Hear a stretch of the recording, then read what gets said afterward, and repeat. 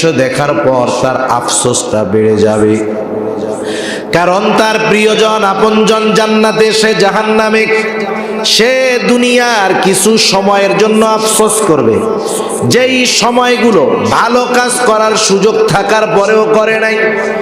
বাজারে একই সাথে দোকানদারি করে, ব্যবসা করে। এক দোকানদার আজান হলে নামাজে যায়, আর একজন আজান হলে নামাজে যায় না। বলেন তো এমন আছে না নাই? বন্ধুরা একই মাঠে খেলে, একসাথে খেলে, একই সাথে চলে। আজান দিল, নামাজের সময় হলো, 2 জন নামাজ পড়তে যায়, 10 জন যায় না। বন্ধুরা একসাথে চলে, 2 জন ভালো কাজ করে, বাকিগুলা মন্দ কাজ করে। হয় কি হয় না? এই যে যারা মন্দ কাজ করছে, নেকের কাজ করে নাই, ওরা তখন আফসোস করবে আর বলবে, আহারে আমরা যদি দুনিয়ায় ওদের সাথেই তো থাকতাম, যদি মসজিদে যাইতাম, নামাজি হইতাম, গুনার কাজ থেকে যদি বাঁচতাম, তাহলে আজকে আমিও ওদের সাথে জান্নাতে থাকতে পারতাম। এই যে আফসোস, এই আফসোস তাদের অন্তরে, তো আফসোসের কারণে কষ্টটা বেশি অনুভব হবে। এবার আল্লাহ তাআলা তাদের মধ্যে কথার ব্যবস্থা করে দিবে, কারণ জান্নাতি বান্দাদের জানতে মন চায় আমার আপনজন প্রিয়জন কেন জাহান্নামী হলো। আল্লাহ তাআলা জানায় দেন, ফি জান্নাতি ইয়াতাসাআলুনা আনিল মুজরিমিন। জান্নাতীরা পরস্পর মুজরিম, পাপী তথা জাহান্নামীদেরকে জিজ্ঞাসা করবে, মা সালাকাকুম ফি সাকর। জান্নাতীরা পরস্পর ওই জাহান্নামীদেরকে জিজ্ঞাসা করবে, তোমরা জাহান্নামে যাওয়ার কারণ কি? কোন কারণে তোমরা জাহান্নামে গেলা? কারণ দুনিয়ায় তো একসাথেই চলতাম, একে অপরের পরিচিত ছিলাম, একই মাঠে খেলতাম, একই বাজারে ব্যবসা করতাম, একই অফিসে চাকরি করতাম। আমরা জান্নাতি, তোমরা কোন কারণে জাহান্নামী হলা? এইবার জাহান্নামীরা তাদের জাহান্নামে যাওয়ার 4টি কারণ বলবে। কয়টা কারণ? আরো জোরে, কয়টা কারণ?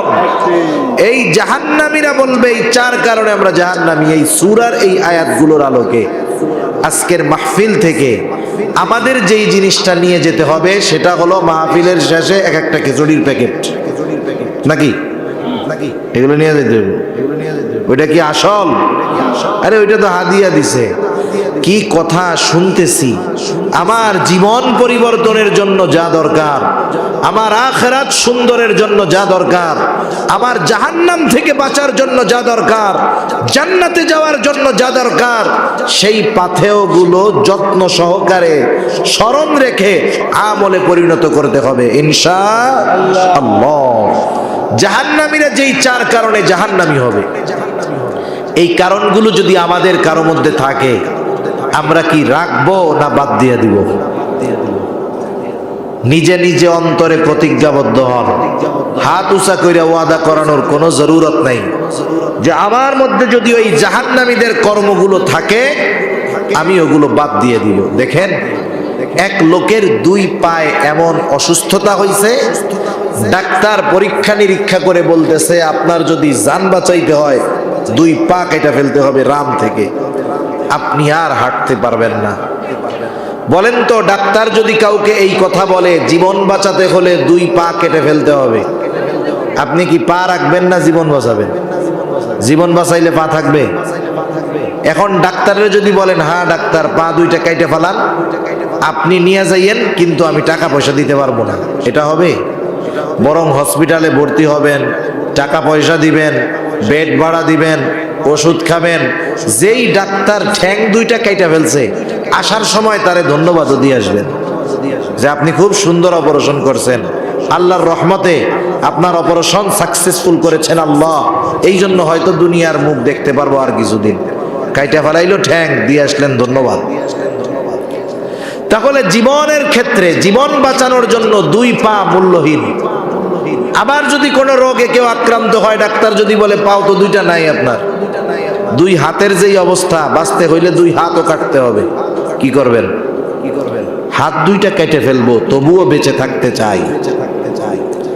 ধরতে পারবো না, চলতে পারবো না, এরপরেও বেঁচে থাকাটা আমাদের কাছে কত দামি, যে হাত পা যদি কেটেও ফেলতে হয় আমরা পিছপা হই না। কিন্তু আফসোস, আমরা জাহান্নাম থেকে বাঁচার জন্য কিছু কাজ করার দরকার, কিছু কাজ ত্যাগ করার দরকার। জীবন বাঁচানোর জন্য হাত পা কাটতে পরোয়া করি না, অথচ জাহান্নাম থেকে বাঁচার জন্য কিছু ভালো কাজ করি না, কিছু মন্দ কাজ ছাড়ি না। এটা আমাদের বদনসিব, ঠিক কিনা বলেন? সেজন্য অনুরোধ থাকবে করজোড়ে আপনাদের কাছে, যে আমরা এই চারটি কারণ জানার পর আমাদের মধ্যে যদি ওই জাহান্নামে যাওয়ার কোনো কারণ থাকে, আমরা এগুলো ত্যাগ করব ইনশাআল্লাহ। বেশি সময় আর আমি নিব না ইনশাআল্লাহ, 20 মিনিটের মধ্যে আমার আলোচনা শেষ হয়ে যাবে। জাহান্নামীরা এবার তাদের জাহান্নামে যাওয়ার কারণগুলো বর্ণনা করবে। আল্লাহ তাআলা জানায় দেন, তারা বলবে ক্বালু লাম নাকু মিনাল মুসাল্লিন। জাহান্নামীরা তাদের জাহান্নামে যাওয়ার 1 নাম্বার কারণ বলবে লাম নাকু মিনাল মুসাল্লিন, আমরা মুসল্লি ছিলাম না, মুসল্লি ছিলাম না। মুসল্লি কাকে বলে?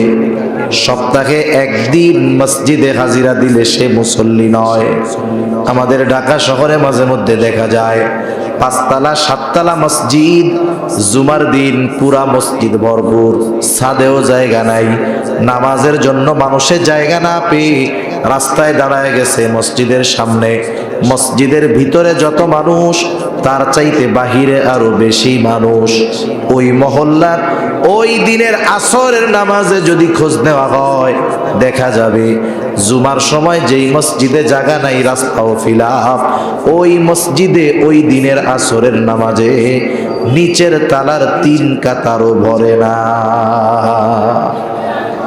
তাহলে বোঝা গেল আমাদের দেশের অধিকাংশ সাপ্তাহিক মুসল্লি, অরিজিনাল মুসল্লি সপ্তাহে একদিন মসজিদে হাজিরা দিলে হবে না। অরিজিনাল মুসল্লি দুনিয়ায় যত ব্যস্ততা থাকুক না কেন, সে নামাজ ছেড়ে দিবে না। তার অন্তর মসজিদের সাথে লাগোয়া থাকবে। নামাজের সময় যখন হবে, যত ব্যস্ততা থাক, সে সব কিছু বাদ দিয়ে আল্লাহর কুদরতি কদমে সেজদা দেওয়ার জন্য রওনা হয়ে যাবে। সেজন্য আমাদের খাঁটি মুসল্লি হওয়ার দরকার।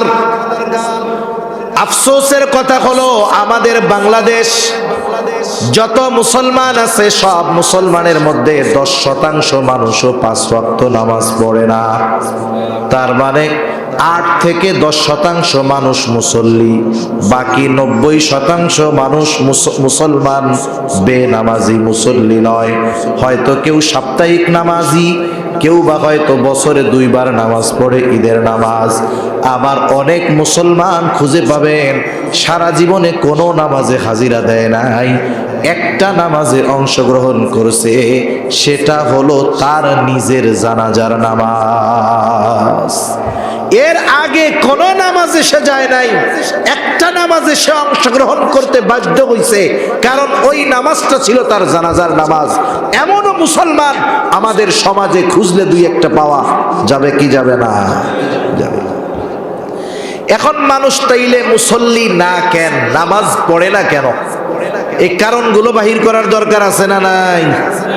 আপনি আমি যদি মানুষ নামাজ না পড়ার কারণ বাহির করি, তাহলে দেখা যাবে মানুষ তার কর্মের কারণে নামাজ পড়ে না, কাজ কর্মের কারণে। ব্যবসায়ী ব্যবসার কারণে পড়ে না, ভ্যানওয়ালা ভ্যান চালানোর কারণে পড়ে না, চাকরিজীবী চাকরি করার কারণে পড়ে না। তার মানে মানুষ তার কাজ কর্মের কারণে নামাজ পড়ার সুযোগ পায় না, ঠিক কিনা বলেন? এখন বলেন তো, বুঝা থাকলে, মানুষ কাজকর্ম, ব্যবসা বাণিজ্য, চাকরি, ট্রাক চালানো, বাস চালানো, টমটম চালানো, ভ্যান চালানো, এই কাজকর্ম কেন করে? হ্যাঁ, রিজিকের জন্য, তাই না? কিসের জন্য করে? জোরে কর। মানুষ সকল কর্ম, ব্যবসা, চাকরি বাকরি, এগুলো তো সব কর্ম, কেন করে? জোরে বলেন। এখন বুঝে থাকলে একটু জবাব দেন, এই রিজিকের মালিক কে? আরো জোরে, কে? ইমানদার এই কথা দৃঢ়ভাবে বিশ্বাস করতে হবে যে আমার কর্ম আমাকে রিজিক দেয় না। কর্ম হয়তো করি, কিন্তু মূলত রিজিক দেয় কে? আল্লাহ তাআলা দেয়। রিজিকের মালিক রিজিক পাওয়ার যেই পদ্ধতি বলছে সেই পদ্ধতি বাদ দিয়ে যদি আমরা রিজিক তালাশ করি, হয়তো রিজিক পাবো কিন্তু বরকত থাকবে না। কি থাকবে না? বরকত থাকবে না। এখন রিজিকের মালিক কোন কাজ করলে রিজিক পাওয়া যাবে? রিজিকের মালিক বইলা দিছে, আমি আপনাদের একটু বলবো। রিজিকের মালিক বলে ওয়ামুর আহলাকা বিসসালাতি ওয়াসতাবির আলাইহা লা নাসআলুকা রিজকা। রিজিকের মালিক বলে গোলাম, তুমি তোমার অধীনস্থদেরকে নামাজের আদেশ করো, তুমিও নামাজের উপরে অটল থাকো। তার মানে গোলাম, ঘরের মানুষদেরকে মুসল্লি বানাও, তুমি নিজে মুসল্লি হয়ে যাও। তাইলে কি হবে? রিজিকের মালিক বলে গোলাম, লা নাসআলুকা রিজকা, আমি আল্লাহ তোমার কাছে রিজিক চাই না।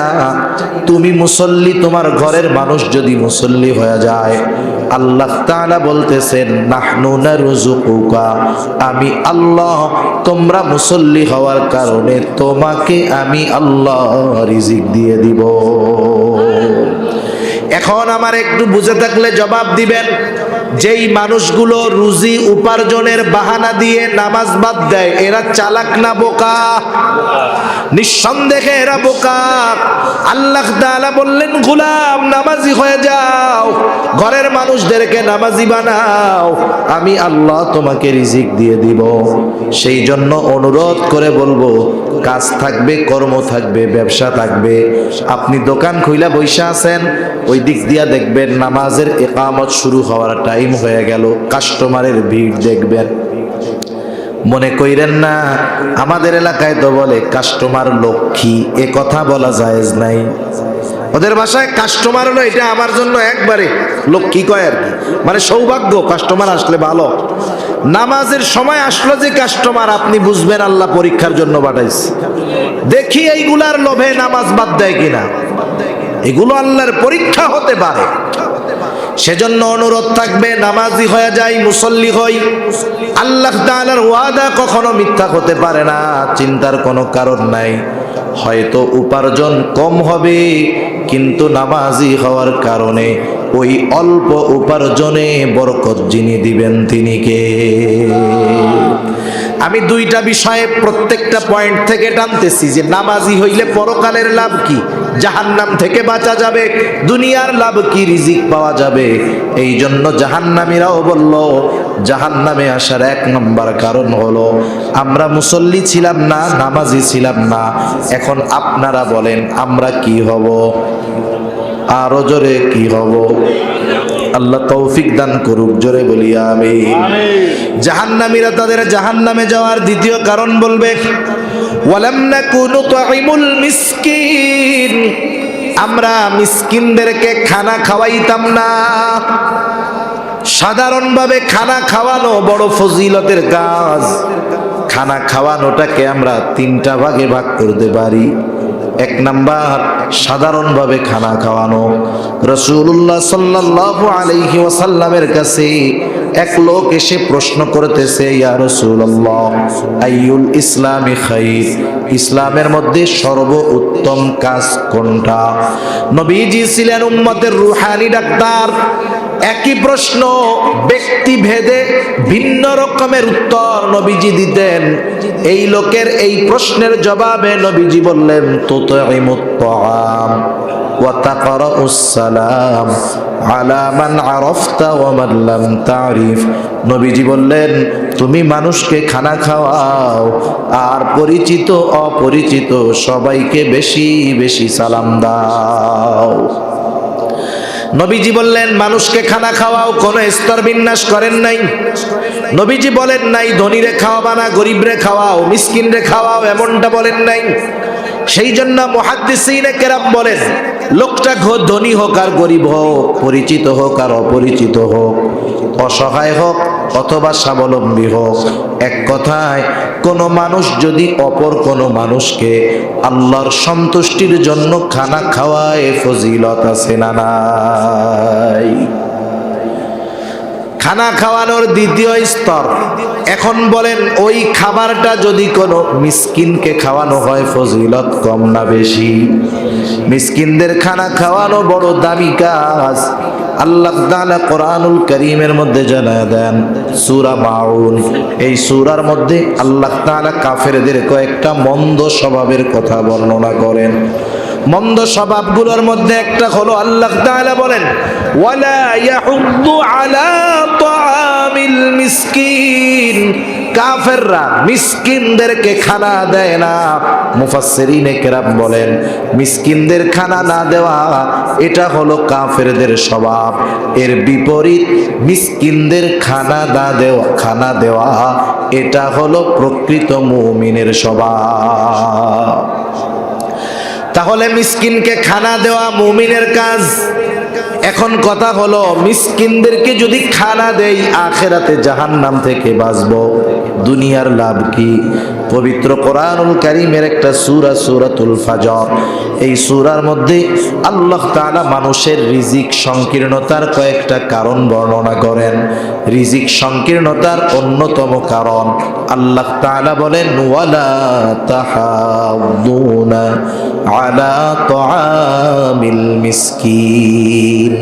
আল্লাহ তাআলা বলেন, তোমাদের রিজিক সংকীর্ণতার অন্যতম কারণ তোমরা পরস্পর মিসকিনদেরকে খানা প্রদানে উৎসাহ দাও না। মুফাসসিরিনে কেরাম বলেন, উদ্দেশ্য হলো নিজে মিসকিনরে খানা দাও না, অপরকেও খানা দিতে উৎসাহ দাও না। এই কথার আলোকে মুফাসসিরিনে কেরাম বলেন, যেই ব্যক্তি মিসকিনদের খানা দেয়, অপরকে মিসকিনকে খানা খাওয়াইতে উৎসাহ প্রদান করে, আল্লাহ রব্বুল আলামিন ওই লোকটার রিজিক দুনিয়াতে প্রশস্ত করে দেয়। রিজিক প্রশস্তের ব্যাপারটা ভিন্ন। সম্পদ থাকলেই যে রিজিক প্রশস্ত তা না, আবার সম্পদ না থাকলেই যে রিজিক সংকীর্ণ তা না। আমাদের দেশে অনেক কোটিপতি আছে যারা ইচ্ছা করলে প্রতিদিন প্রতিবেলায় একটা উট জবাই করে খাইতে পারবে, কোনো ব্যাপার না। এমন টাকাওয়ালা আছে না নাই? আছে। এখন ওই মনে করেন এক ধনী অল্প বয়সে অসুস্থ হয়ে গেছে, ডাক্তারের কাছে গেছে টেস্ট করানোর জন্য। যারা টাকা যত বেশি এদের মরার ভয় তত বেশি। করোনার সময় দেখেন নাই, গ্রামের মানুষ করোনারে কোনো বার্তা দেয় নাই, কিন্তু শহরের মানুষ এতটা সতর্কতা অবলম্বন করছে। এমনও হয়েছে, কাহিনী শুনেছি যে করোনা আসবে, বাংলাদেশে তো কোনো ঘোষণা হয় নাই, 17ই মার্চের পরে হলো বাংলাদেশে হানা দিছে।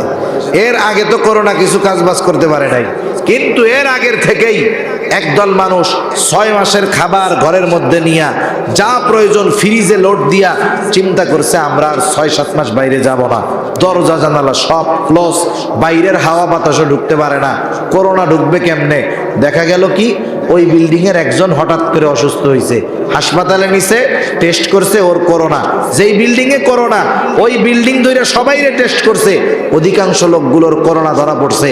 এখন চিন্তা করে দেখেন, কত সতর্কতা অবলম্বন করার পরেও তারা কাউরে ঢুকতে দেয় নাই, তারা ঘর থেকে বাইর হয় নাই, কিন্তু করোনা যেয়ে তাগই ধরছে ঠিক মতো।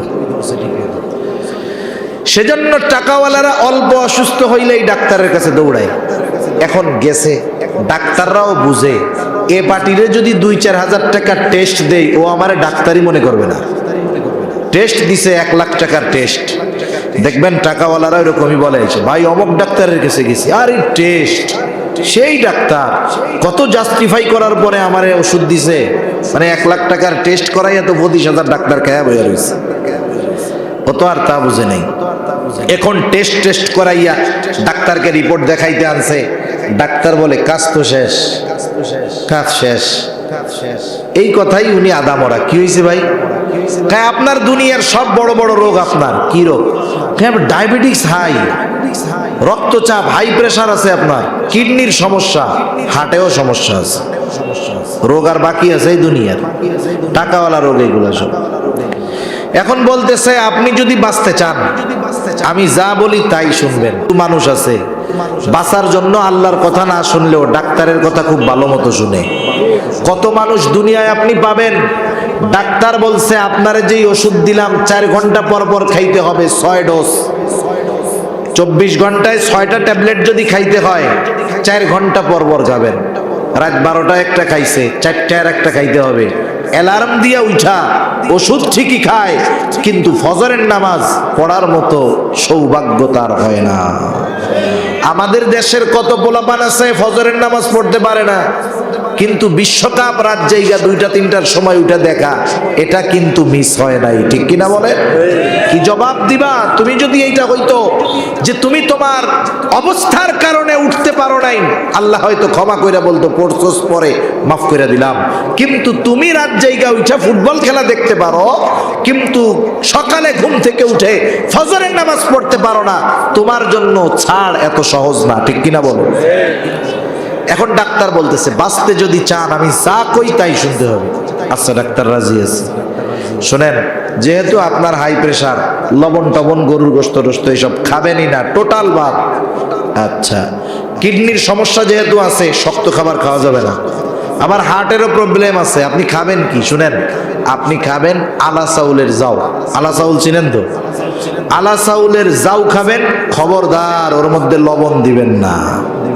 একটু বলেন তো, আলা চাউলের জাউ রান্না কইরা লবণ ছাড়া যদি ছাগলের সামনে দেন, খাবে? ও এক চাটা দিয়া বলবে আই ডোন্ট লাইক, এটা আমি আর খাবো না। একটু চিন্তা করে দেখেন, সম্পদের অভাব নাই, আল্লাহ তাআলা চাইলে ক্লোজ কইরা দিতে পারে কি পারে না? আবার কত আল্লাহর বান্দা আছে সম্পদ নাই, কিন্তু আল্লাহ তাআলা এমন খাওন খাওয়ায় যে তার মাসের যে বেতন, 6 মাসের বেতন এক জায়গা করলে 1 মাসে যা খায় 6 মাসের বেতন দিয়েও কিনা খাইতে পারবে না। ঠিক কিনা বলেন? সেজন্য রিজিক সংকীর্ণতা, রিজিক প্রশস্ততার বিষয়টা সম্পদের সাথে সম্পৃক্ত নয়। আমরা যদি মিসকিনদের খানা খাওয়াই, অপরকে উৎসাহ দেই, তাহলে আমাদের রিজিক প্রশস্ত করবেন কে? খানা খাওয়ানোর তৃতীয় স্তর, মিসকিন অসহায় ক্ষুধার্ত মানুষ যদি আমার আপনার প্রতিবেশী হয়, তাহলে ওই প্রতিবেশী অসহায়কে খানা দেওয়া শুধু ফজিলতের কাজ নয়, ঈমান সম্পৃক্ত বিষয়। নবীজি বলেন লাইসাল মুমিন আল্লাযী ইয়াশবাউ, ওই লোকটা মুমিন নয় যে নিজে পেট ভরে খায় আর তার প্রতিবেশী তার পাশে অভুক্ত কাটায়। সেজন্য রোজার মাস আসতেছে, অনেকে এখনই চিন্তা করতেছে 1 বস্তা ছোলা কিনা রাখবো, 1 বস্তা খেজুর, বেসন, সব দাম বাড়ার আগে আগে যা লাগে সব কিনা রাখবো। দেখা যাবে আমি আপনি ইফতারের সময় 5-6 প্রকারের আইটেম সামনে নিয়ে বসে আছি, আর আমার প্রতিবেশী তখন দেখা যাবে পান্তা ভাত আর শুকনা মরিচ পোড়ায়া ইফতারের জন্য অপেক্ষা করতেছে। আমি 6 আইটেম সামনে নিয়া এরপরেও আরো 1 আইটেমের জন্য আফসোস হয়, কিন্তু আমার প্রতিবেশী পান্তা ভাত আর মরিচ পোড়া নিয়ে অপেক্ষা করতেছে। এমনটা শোভনীয় নয়। যদি এমনটা হয়, বুঝতে হবে আমি আপনি প্রকৃত মুমিন হতে পারি নাই। সেজন্য প্রতিবেশীর দিকে খেয়াল রাখবো। মূল কথা, জাহান্নামীরা বলল ওয়ালাম নাকুনু তুইমুল মিসকিন, জাহান্নামে আসার দ্বিতীয় কারণ আমরা মিসকিনদেরকে খানা দিতাম না। আমরা মিসকিনদের খানা খাওয়াবো, জাহান্নাম থেকে বাঁচতে পারবো, দুনিয়ার রিজিক আল্লাহ প্রশস্ত করে দিবে। 3 নাম্বার কারণ, তারা বলবে ওয়া কুন্না নাখুদু মাআল খাইদিন, আমরা অনর্থক মজলিসে যারা মগ্ন থাকত তাদের সাথে গিয়ে আমরা বসতাম। আমাদের দেশের প্রত্যেকটা চায়ের দোকানের মজলিস অনর্থক মজলিস আছে না নাই? চার দোকান হলো এমন এক জায়গায় সব কিছু পাওয়া যায়। সুপার মার্কেট, ঢাকা শহরে কিছু মার্কেট আছে, এটা কয় সুপার শপ, একেবারে যা দরকার A to Z সব পাওয়া যায়। আর চার দোকান হইল সুপার জ্ঞানীদের জায়গা। ওই জায়গা যাবেন, ডাক্তার, ইঞ্জিনিয়ার, উকিল, ব্যারিস্টার সব আছে। বৈশা থাকে চার দোকানে, যুদ্ধ বন্ধ করে দেয় ইউক্রেন রাশিয়া। চায় চুমুক দেয়ার বলে পুতিন যে কি করে আমি বুঝি না, একটা মাইরা দিলেই তো ইউক্রেন শেষ। এ বুদ্ধি দেয় না, এরকম কি করে? বৈশা আছে কই, খবর লাগায় কই। আদার ব্যাপারী জাহাজের খবর নেওয়া আমাদের একটা অভ্যাস হয়ে গেছে। এই যে মজলিসগুলো, এই সব জায়গায় যা হয় অনর্থক কাজ আর কথাবার্তা, দুনিয়ার কোনো লাভ নাই, আখিরাতের কোনো লাভ নাই। সেজন্য দুই ধরনের মজলিস ছাড়া বাকি সব মজলিস এগুলো আমাদের জাহান্নামে যাওয়ার কারণ হতে পারে। সেজন্য যেই মজলিসে দুনিয়ার বৈধ কল্যাণ আছে আর যেই মজলিসে আখিরাতের কল্যাণ আছে, এই দুই ধরনের মজলিস ছাড়া যত মজলিস আছে সবগুলো জাহান্নামে যাওয়ার কারণ হবে। কারণ চার দোকানের মজলিসের মধ্যে গীবতের আখড়া। গীবত বুঝেন তো? গীবত, গীবত তো আমাদের গীবাত কইতেও মজা লাগে, শুনতেও মজা লাগে। কি মজার মজা! কতজন গীবত করে, আবার বাধা দিলে বলে এই মিয়া মিথ্যা কথা কইছি নাকি, ওর মধ্যে দোষ আছে বইলাই তো কইতেছে, বলে নাই না? তাহলে গীবতটা কাকে বলে? গীবত হলো কোন ব্যক্তির দোষ তার অনুপস্থিতিতে আলোচনা করা, চর্চা করা। যদি উদ্দেশ্য এমন হয়, এমন ব্যক্তির কাছে বলা হয় যার দ্বারা ওই ব্যক্তির পরিবর্তন সাধিত হতে পারে, তার কাছে বলা ভিন্ন কথা, কিন্তু আমরা তো দোষ চর্চা করি, এটা কত খারাপ! রাসূলুল্লাহ সাল্লাল্লাহু আলাইহি ওয়াসাল্লাম বলেন, আল গীবাতু আশাদ্দু মিনাজ জিনা। গীবত জিনার চাইতেও জঘন্য। শুধু তাই না, আল্লাহ তাআলা কোরআনুল কারীমের মধ্যে বলেন, ওয়ালা ইয়াগতাব বা'দুকুম বা'দা আইয়ুহিব্বু আহাদুকুম আন ইয়াকুলা লাহমা আখিহি মাইতান ফাকারিহতুমু। আল্লাহ তাআলা বলেন, তোমরা পরস্পর পরস্পরের গীবত কইরো না। তোমরা কি এটা পছন্দ করো যে তোমরা তোমাদের মৃত ভাইয়ের গোশত খাবা? আল্লাহ তাআলাই বলেন ফাকারিহতুমু, তোমরা সেটাকে অপছন্দ করো, অথচ তোমরা এক ভাই অপর ভাইয়ের গীবত করার মাধ্যমে মৃত ভাইয়ের গোশত খাও। মা বোনরা আছে নাকি? শুনতেছে? আছে। এই যে রোজার মাস আসতেছে, রোজার মাসে যখন রোজা রাখবে মানুষ মনে করে না খাইয়া থাকার নামই হলো রোজা। আসলে বিষয়টা এমন নয়, বরং প্রত্যেকটা অঙ্গ প্রত্যঙ্গের রোজা আছে। রোজা রেখে যদি কেউ গুনাহ করে, রোজার যেই ফজিলত সেগুলা থেকে সে বঞ্চিত হবে। ফরজিয়ত হয়তো আদায় হবে, কিন্তু রোজার যেই ফজিলত সেগুলা থেকে সে বঞ্চিত হবে। আমাদের দেশে অনেক সময় হয়, রোজার মাসে তো সকালেও রান্না নাই, দুপুরেও রান্না নেই। অনেক সময় আমাদের মা বোনেরা এক জায়গায় বসেন, এক জায়গায় বসে ভালো কথাই শুরু করেন, কিন্তু ভালো কথা থেকে এক সময় আস্তে আস্তে ওই মজলিসটা গীবতের মজলিসে পরিণত হয়ে যায়। ঠিক কিনা বলেন? এজন্য এই রোজার মাসে মা বোনদের প্রতিও বিশেষ অনুরোধ থাকবে, আমরা এই ধরনের হালাকা, এই ধরনের মজলিস কায়েম করব না। সারা বছরই তো কষ্ট থাকে। গ্রামের মানুষ যারা গৃহস্থ ফ্যামিলি, এদের সারা বছরই এক ফসলের পরে আর এক ফসলের কর্ম থাকে। রোজার মাস সকলেই চিন্তা করে কাজের চাপটা একটু কমায়া দিতে। এই ফাঁকে আমরা একটু কিতাবাদি পড়বো, কোরআন শরীফটা একটু পড়বো, কিছু মাসলা মাসাইল জানবো, কিছু দ্বীনি মুযাকারা করব। তাহলে কি হবে? আমার রোজা রাখাও হবে, রোজার যেই ফজিলত সেটাও আমি পাবো।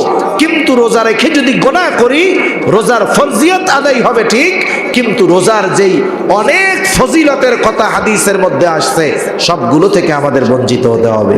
সেজন্য রোজা রাইখা গুনাহ করব না, বলেন ইনশাআল্লাহ। অনর্থক মজলিসে আমরা লিপ্ত হইতাম। 4 নাম্বার, তারা বলবে ওয়া কুন্না নুকাদ্দিবু বিয়াউমিদ্দিন, আমরা কিয়ামতের দিবসকে অস্বীকার করতাম। মুফাসসিরিনে কেরাম বলেন দুটো দিক হতে পারে। একটা হলো কিয়ামতকে অস্বীকার করা, কিয়ামত অস্বীকার করলে জাহান্নাম, কোনো সন্দেহ নাই। আর একটা হলো কিয়ামত অস্বীকার করে না, তবে কিয়ামতের ব্যাপারে উদাসীন, গাফেল, ও জাহান্নামে যাবে। অস্বীকার করলে অনন্তকাল জাহান্নামী, আর যদি গাফেল হয় তাকেও হয়তো দীর্ঘস্থায়ী জাহান্নামের মধ্যে থাকতে হবে। এইবার জাহান্নামীরা বলবে এভাবে চলছে দুনিয়া, নামাজ পড়লাম না, মিসকিনদের খানা দিলাম না, অনর্থক মজলিসে সময় কাটায় দিলাম, আমরা কিয়ামতের ব্যাপারে উদাসীন ছিলাম, এভাবে চলছে দুনিয়া, হায়াত ফুরায় গেল। হাত্তা আতানাল ইয়াকিন, দৃঢ় সত্যের আগমন ঘটলো, অর্থাৎ মৃত্যুর আগমন ঘটলো, মারা গেলাম, তাওবা করতে পারলাম না, ভালো কাজ করতে পারলাম না, এখন আমাদের ঠিকানা হলো জাহান্নাম। তাহলে একটু চিন্তা করে দেখেন, স্পষ্টভাবে আল্লাহ তাআলা জানায়া দিলেন সূরা মুদ্দাসসিরের এই আয়াতগুলোর আলোকে, জাহান্নামীরা কয় কারণে জাহান্নামী? আরো জোরে বলেন, কয় কারণে? এক নাম্বার, ওরা মুসল্লি নয়, আমরা মুসল্লি হব। দুই নাম্বার, ওরা মিসকিনদের খানা দিত না, আমরা মিসকিন অসহায়দেরকে খানা দিব। তারা অনর্থক মজলিসে বৈশা মগ্ন হতো, অনর্থক কথাবার্তায় লিপ্ত থাকতো, আমরা অনর্থক মজলিস ত্যাগ করব। চার নাম্বার, তারা কিয়ামতের ব্যাপারে অবিশ্বাসী, উদাসীন ছিল, আমরা কিয়ামতের ব্যাপারে দৃঢ় বিশ্বাসী হব। জোরে বলে ইনশাআল্লাহ, আরো জোরে ইনশাআল্লাহ। সর্বশেষ 1-2 মিনিটে কথা বলে আমি শেষ করে দিব, মূল সময় আমার শেষ।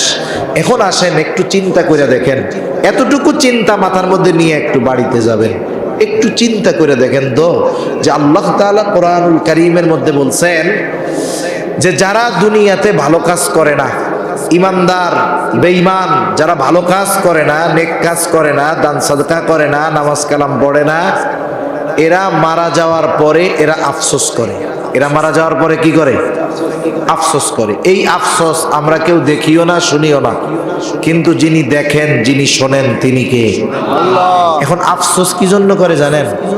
আফসোস করে হায়াতের জন্য। কিসের জন্য?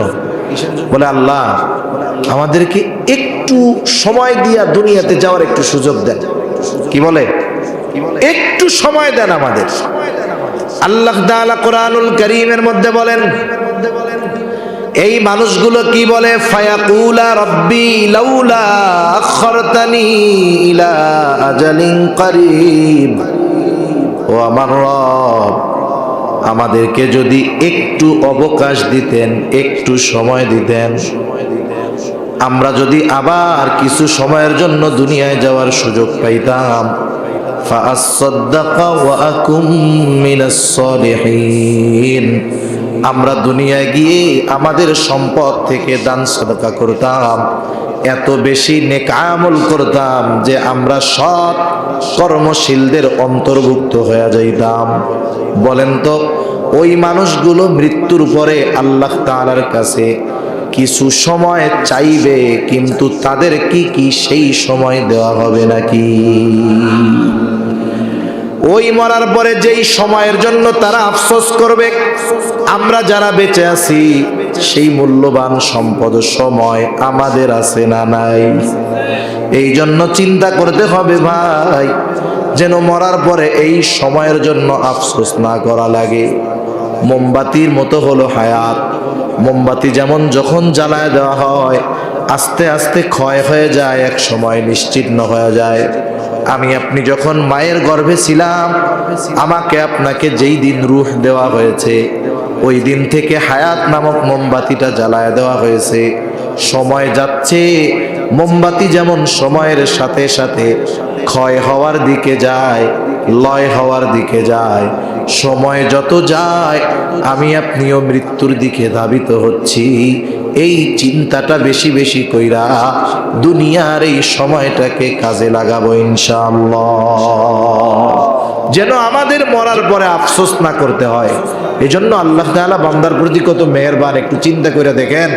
একেবারে খোলাসা ভাবে, স্পষ্ট ভাবে বান্দাদেরকে সব খবর আল্লাহ তাআলা দিয়ে দিয়েছেন এই কোরআন হাদিসের মধ্যে। এরপরেও কেন আমরা গাফেল? বলেন তো, একটা লোক জানলো না, না জেনে একটা অন্যায় করলো, আরেকজন ওই কাজটা খারাপ জানার পরেও করলো। এই দুই লোককে যদি আপনার সামনে এই বিচারের জন্য হাজির করা হয় যে এদের দুইজনের অপরাধ একই, তবে তফাৎ ও যে এইটা অপরাধ জানতো না আর ও জানে এইটা অপরাধ এরপরেও করছে, আপনি কি বিচার করবেন? বলেন, কি বিচার করবেন? বলবেন যে জানে না তার একটু শাস্তি কম দিবেন, বলবেন ও তো জানে না সেজন্য ওরে মাফ করলাম প্রথমবার, তুই যাই না কেন করলি, তোর শাস্তি হবে দ্বিগুণ, এইবারেরটা আর গতবারেরটা। ঠিক কিনা বলেন? তাহলে আমাদেরকে কোরআন সুন্নায় কি করতে হবে, কি ছাড়তে হবে, কি করলে জান্নাতি হব, কি করলে জাহান্নাম থেকে বাঁচবো, স্পষ্ট খোলাসা ভাবে জানিয়ে দিয়েছেন আল্লাহ তাআলা। এগুলো আমরা অনেক কিছু জানার পরেও যখন আমল করি না, তাইলে শাস্তির মাত্রা কম হবে না বেশি হবে? আমাদের সকলকে বিশেষ করে ভাই আমার বুক ব্যথাচ্ছে, এটা তো আগে বলবেন। ওগুলো প্রস্তুত হয় নাই, তাহলে হারিয়ে করেন না। আমি আলোচনা শেষ করে দিয়েছি, আমি বারবার যখন বললাম তখন বলবেন না। আমি এমনি এত দীর্ঘ সময় করি না, আমার বুক পিঠ ব্যথাচ্ছে, বুঝতেছেন না তো? রাত বাজে 1:45 তো বেজে গেছে, 12:40।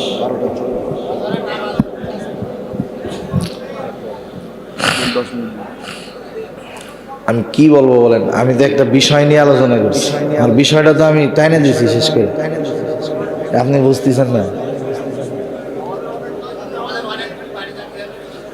মনের থেকে যেটা হয় সেটাই বলতে সময়ের কোনো এটা নির্ধারিত হবে না। আপনারা ওইগুলোর ব্যবস্থা আর ওনাদের মেহমানদারির জিনিসগুলো আনেন।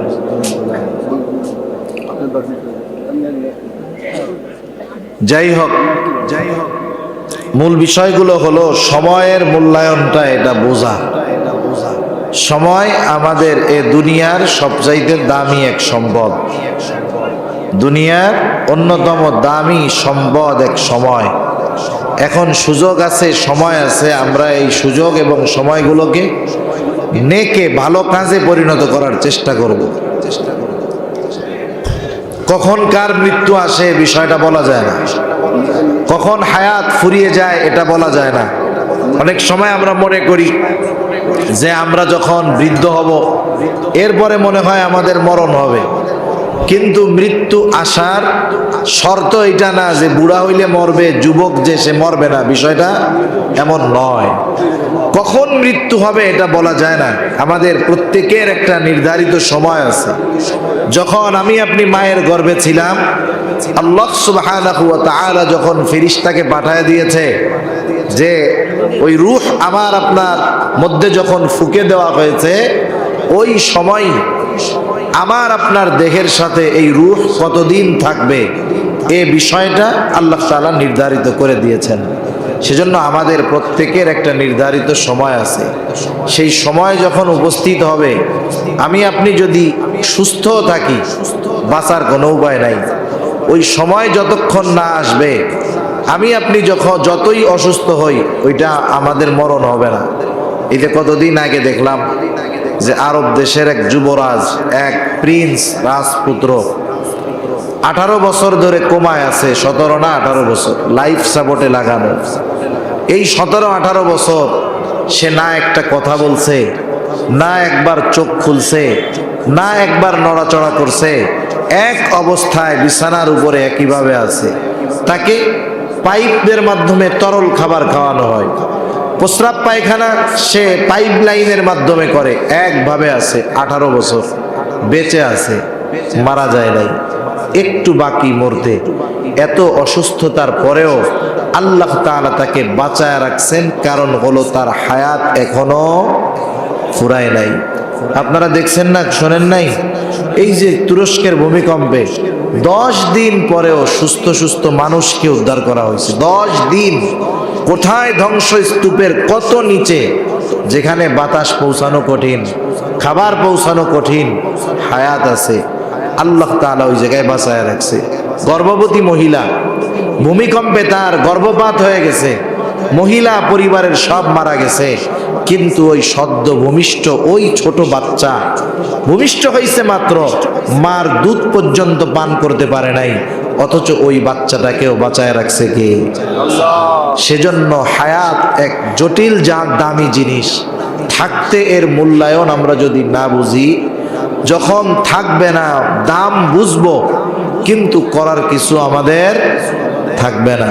সেজন্য হায়াত আছে। যুবক ভাই যারা আছেন, তরুণ যারা আছেন, অনেকে মনে করে যৌবনকাল এটা মনে হয় গুনাহ করার টাইম। অনেক অভিভাবক আমার জানা আছে এরকম, তার ছেলে যুবক মানুষ অপরাধ করছে, তিনি নামাজি মানুষ, মসজিদে আছেন, মসজিদ কমিটির দায়িত্বেও আছেন।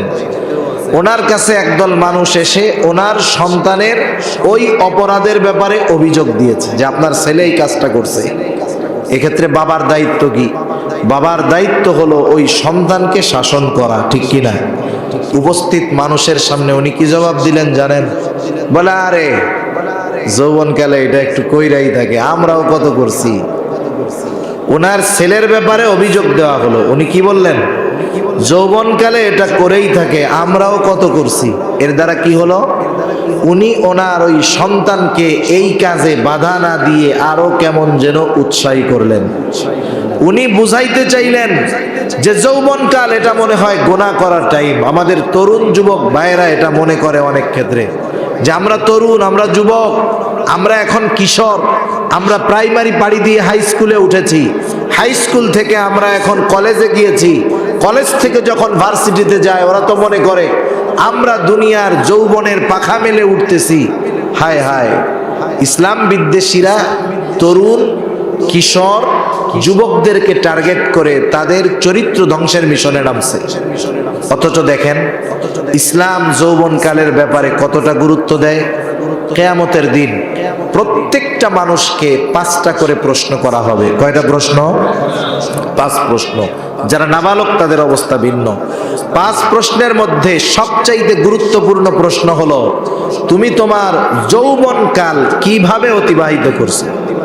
স্পেশাল প্রশ্ন যে তুমি তোমার যৌবনকাল কিভাবে অতিবাহিত করেছো। শুধু তাই না, রাসূল আকরাম সাল্লাল্লাহু আলাইহি ওয়াসাল্লাম যৌবনকালের ইবাদতের গুরুত্ব বোঝাতে গিয়ে বলেন, হাসরের দিন, কিয়ামতের দিন 9,30,00,000 মাইল দূরের ওই সূর্যটা মানুষের একেবারে নিকটে থাকবে।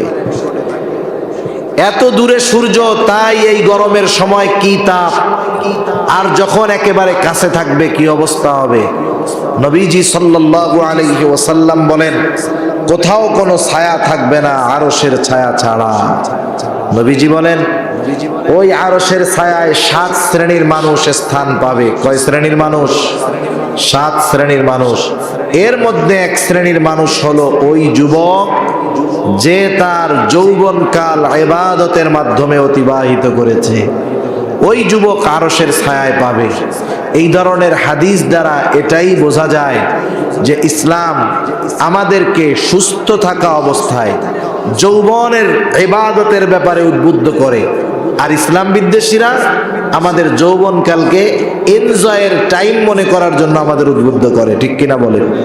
আচ্ছা দেখেন তো, অনেকে আছেন সরকারি চাকরি করেন, 18, 19, 20 বছর বয়সে সরকারি চাকরি হলো, 63 বছর বয়সে আপনি রিটায়ারমেন্টে আসলেন।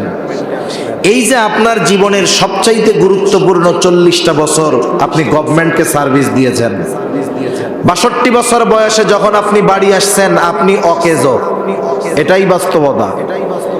এই 40 বছর আপনি যথাযথভাবে দায়িত্ব পালন করলেন বিদায় আপনার চাকরি যখন শেষ, গভর্নমেন্ট আপনাকে আশাহত করে নাই, টেনশনে রাখে নাই, আপনার চিন্তা করা লাগে নাই যে চাকরি শেষ করে এই 62 বছর বয়সে বাড়ি গিয়ে আমি কি খাবো।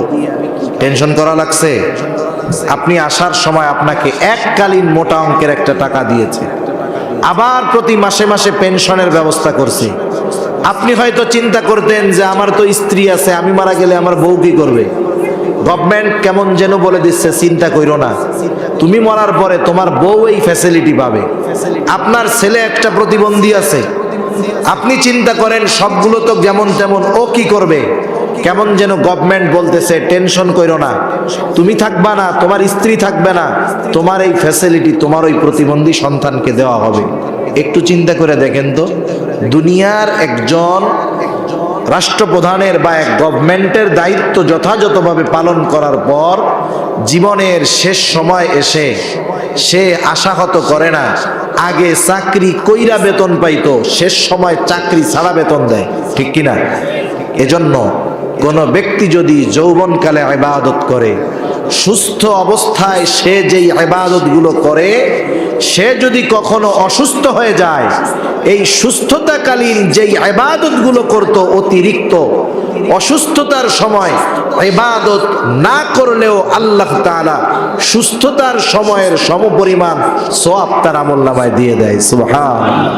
এজন্য আমি যে কথাটা বোঝাতে চাইলাম যে এখন আমরা সুস্থ আছি, হায়াতটা বড় দামি, সময়টা বড় দামি, এখন যদি কাজে লাগাই তাইলে পরে আর আফসোস করতে হবে না।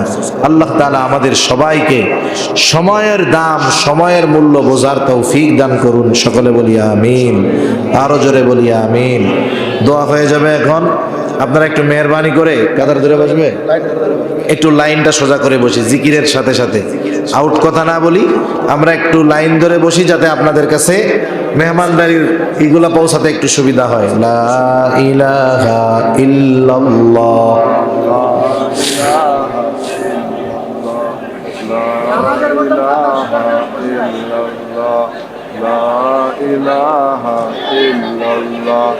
লা ইলাহা ইল্লাল্লাহ, লা ইলাহা ইল্লাল্লাহ,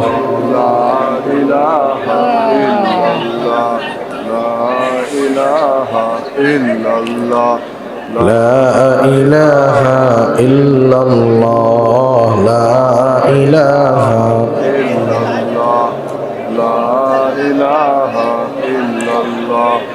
লা ইলাহা ইল্লাল্লাহ, লা ইলাহা ইল্লাল্লাহ।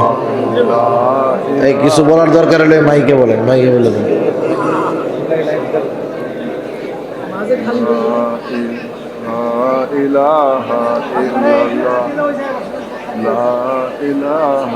ইল্লাল্লাহ, লা ইলাহা ইল্লাল্লাহ, লা ইলাহা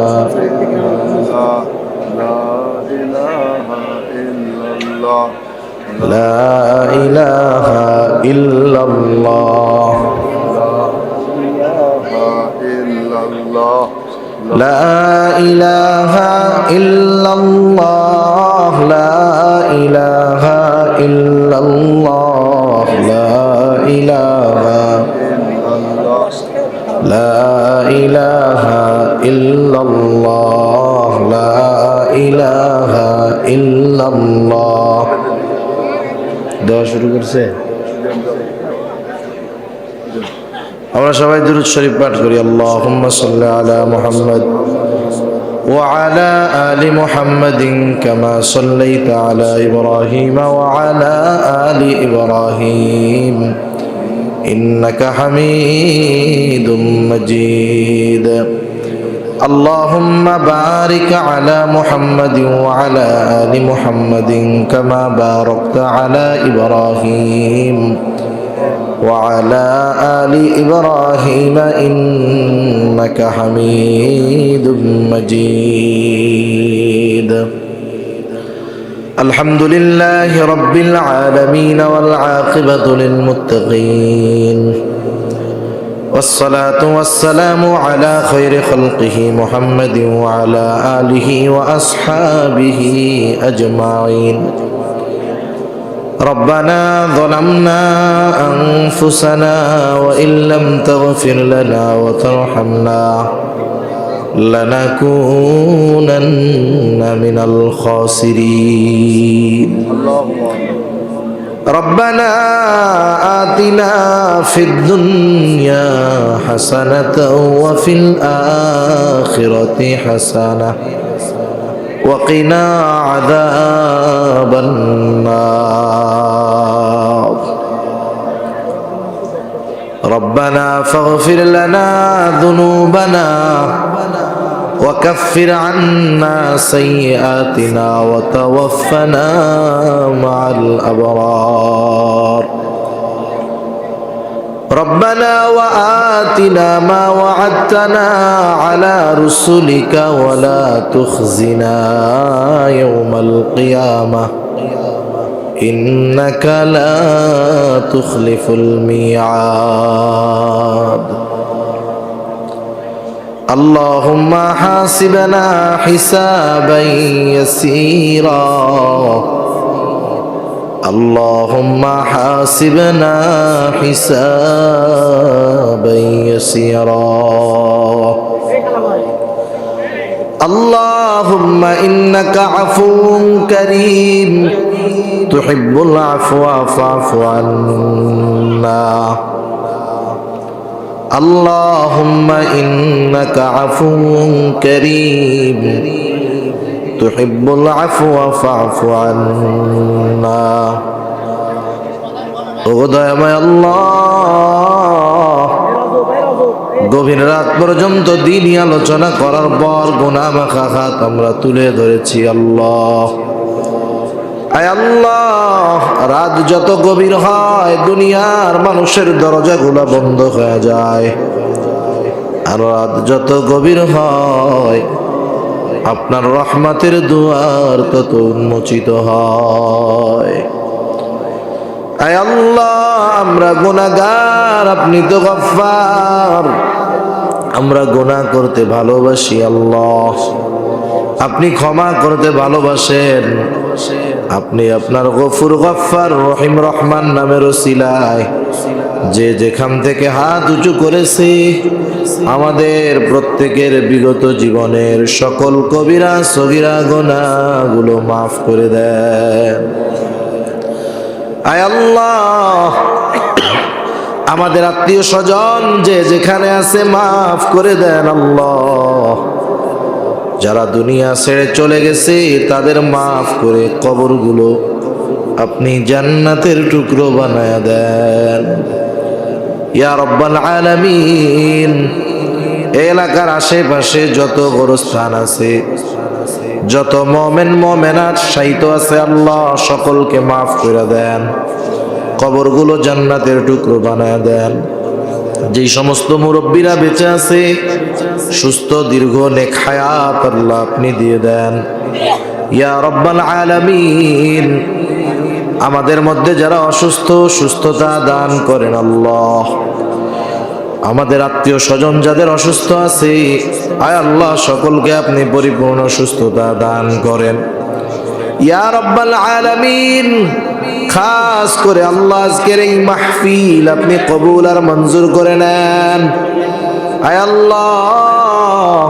উলামায়ে কেরাম যা কিছু আলোচনা করেছেন এই পর্যন্ত যা কিছু আলোচনা হয়েছে আল্লাহ, প্রয়োজনীয় কথাগুলো স্মরণ রেখে আমলের কথাগুলো আমলে পরিণত করার তৌফিক আল্লাহ আপনি দিয়ে দেন। অপ্রয়োজনীয় কথাগুলো আপনি জেহেন থেকে মুছে দেন ইয়া রব্বাল আলামিন। খাস করে এই মাহফিলকে এলাকার হেদায়েতের জরিয়া বানায়া দেন।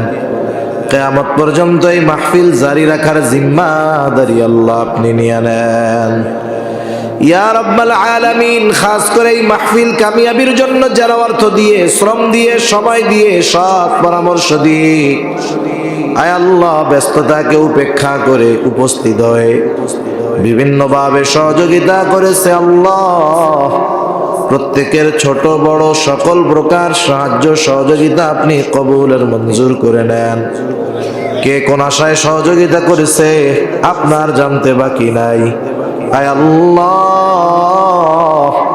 প্রত্যেকের মনের নেক আশাগুলো আপনি কবুল করে নেন ইয়া রব্বাল আলামিন। খাস করে আমরা যারা হাত উঁচু করেছি আল্লাহ, আমাদের মধ্যে হয়তো অনেকের মা নাই, অনেকের হয়তো বাবা নাই, অনেকে হয়তো নিজের হাতে মোহাব্বতের মা বাবাকে কবরে শোয়ায় রাখছি আয় আল্লাহ। দুনিয়ার অপর প্রান্তে আমেরিকার খবর মুহূর্তের ভিতরে পাওয়া যায়, দেখা যায়। 3 হাত মাটির নিচে মোহাব্বতের মা বাবার কবরের খবর জানা যায় না, দেখা যায় না আয় আল্লাহ। গুনার কারণে যদি কারো মা বাবার কবরে আযাব হয়, আমাদের মধ্যে যাকে পছন্দ, যারা আমল পছন্দ, তারা আমলের ওসিলায় ওই মা বাবার কবরের আযাব আল্লাহ আপনি মাফ করে দেন। কবরগুলো জান্নাতের টুকরো বানায় দেন। কিয়ামতের দিন ডান হাতে আমলনামা দিয়ে হিসাব সহজ করে জান্নাতের ব্যবস্থা আল্লাহ আপনি করে দিয়েন যাদের মা বাবা বেঁচে আছে সুস্থ দীর্ঘ নেক হায়াত দিয়ে দেন আল্লাহ। আয় আল্লাহ, যারা অভাবে আছে অভাব দূর করে দেন, যারা ঋণগ্রস্ত আছে ঋণ পরিশোধ করার তৌফিক আল্লাহ আপনি দিয়ে দেন। হারাম হালাল বেঁচে চলার তৌফিক দেন, হালাল রুজি অন্বেষণের তৌফিক আল্লাহ আপনি দেন। সকলের আয়ের ভিতরে বরকত দেন, রিজিককে আল্লাহ আপনি প্রশস্ত করে দেন। মা বোনদেরকে কবুল করেন, পর্দানিশীল বানায় দেন, 5 ওয়াক্ত নামাজ যথাযথভাবে আদায় করার তৌফিক দেন। আয় আল্লাহ, সামনে রমাদান মাস আসতেছে আল্লাহ, আমাদেরকে এই শাবানের বরকত দেন, আমাদের সকলের হায়াতকে রমাদান পর্যন্ত আপনি প্রবৃদ্ধি করে দেন আল্লাহ। আয় আল্লাহ, রমাজানে সুস্থ রেখে সুস্থতার সাথে সিয়াম সাধনা সহ অন্যান্য সকল ইবাদত করার তৌফিক আল্লাহ আপনি দিয়ে দেন। আয় আল্লাহ, যারা বেকার আছে উত্তম হালাল কর্মসংস্থানের ব্যবস্থা করে দেন।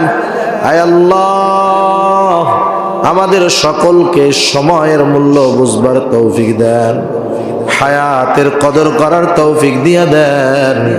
আয় আল্লাহ, গুনাহ থেকে বেঁচে থাকার তৌফিক ও হিম্মত আল্লাহ আপনি দিয়ে দেন। ইয়া রাব্বাল আলামিন, আমাদের দেশের মানুষের জন্য হজকে আপনি সহজ করে দেন, আমাদের সকলকে বারবার মক্কা মদিনা জিয়ারত করার তৌফিক আল্লাহ আপনি দেন। ইয়া রাব্বাল আলামিন, আমাদের দেশের উপরে খাস রহমত নাজিল করেন আল্লাহ। আয় আল্লাহ, খাস করে তুরস্ক সিরিয়ায় ভূমিকম্পে যত মুমিন মুমিনাত দুনিয়া থেকে চলে গেছে, আয় আল্লাহ, আয় আল্লাহ, তাদের সকলকে শাহাদাতের মর্যাদা আপনি দিয়ে দেন, বেনামাজিদেরকে নামাজি বানায়া দেন, সুন্নাতবিহীন মানুষগুলোকে সুন্নাতওয়ালা বানায়া দেন। আয় আল্লাহ, জান্নাতীদের কর্ম বেশি বেশি করার তৌফিক দেন, জাহান্নামীদের কর্ম থেকে বেঁচে থাকার তৌফিক আল্লাহ আপনি দিয়ে দেন। আয় আল্লাহ, কার মনে কি চাওয়া জানি না, সকলের মনের নেক চাওয়া নেক আশা কবুল করে নেন। আয় আল্লাহ, জীবনের অন্তিম মুহূর্তে যখন মালাকুল মউত মৃত্যুর পয়গাম নিয়ে হাজির হয়ে যাবে, আমাদের প্রত্যেকের জবানে আপনি তাওহীদের কালিমা নসিব করে দিয়ে।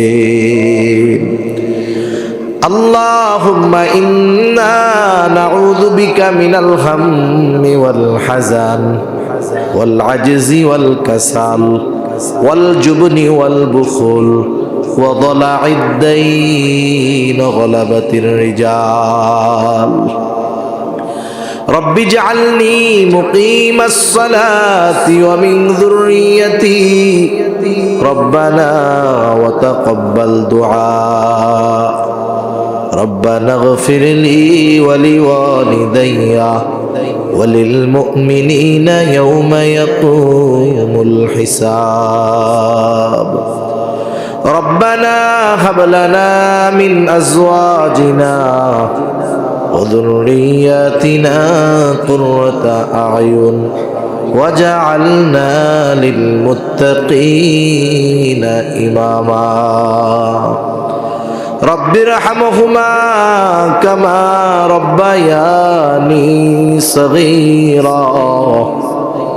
رب ارحمهما كما ربياني صغيرا. وصلى الله تعالى على خير خلقه محمد وعلى آله وأصحابه أجمعين. آمين برحمتك يا أرحم الراحمين.